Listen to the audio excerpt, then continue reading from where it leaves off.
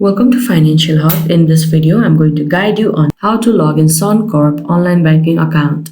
For that, make sure you open one preferred web browser. Here I'm opening Google Chrome. Now at the search bar, you have to search suncorp.com.au and press enter. You will be now lead to this kind of page. And here at the top right, you can see this option login to. You need to click on that. Now this kind of box will pop up. You need to choose this one. Now again, you will be lead to this kind of interface where you need to enter your credential, that is your email address. Now in case if you haven't registered for your account, then you can click over here and they will be guiding you further to register it.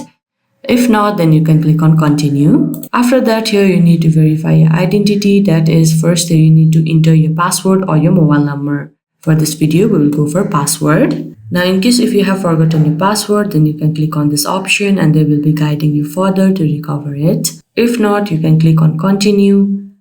And if you have a mobile number set up, then you will be receiving a text message to confirm your identity and you need to enter that code over there and you will be logged into your Suncorp account.